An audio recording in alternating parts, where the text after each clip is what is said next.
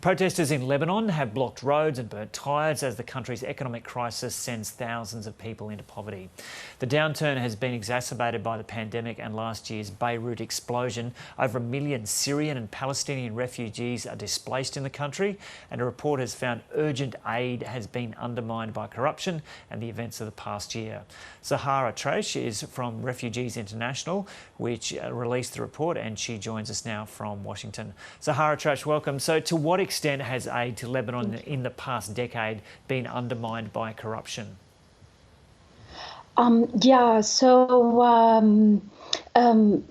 Corruption is really entrenched in the country, and it becomes endemic.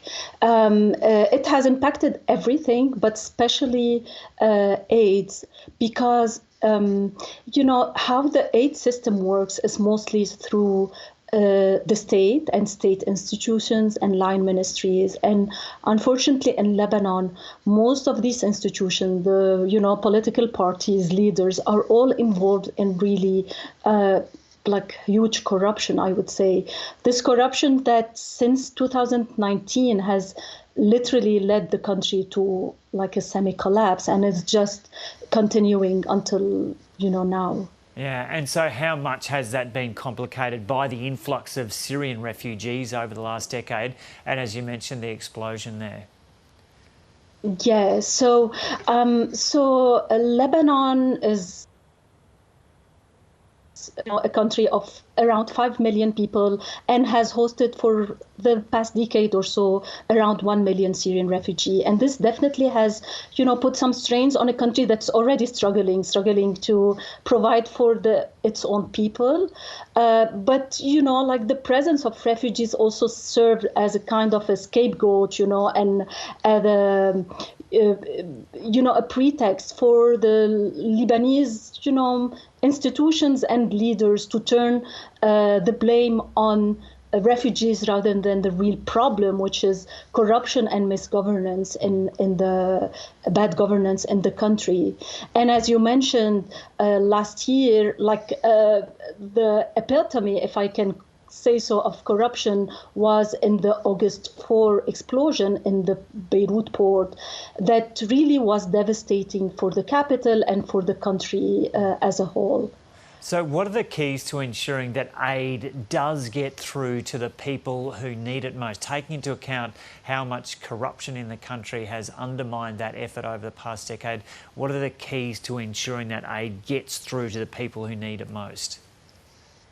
Sure.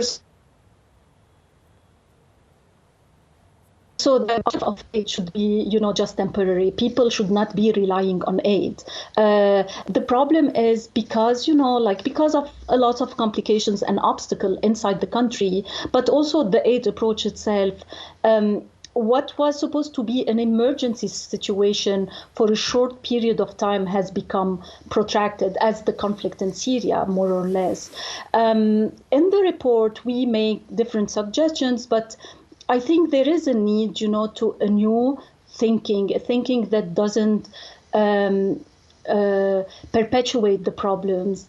Some of these, given how the level of corruptions inside the country is, maybe to focus on some localized solution, I would call them, working with local authorities like municipalities, working with civil society organizations, trying to switch from the idea of humanitarian, providing, basic assistance like food or other basic needs, to reach a more long-term, solutions in a way. Yeah. Okay, Sahar Atrache, thanks so much for talking to us on Refugees International there in Washington. Thank you.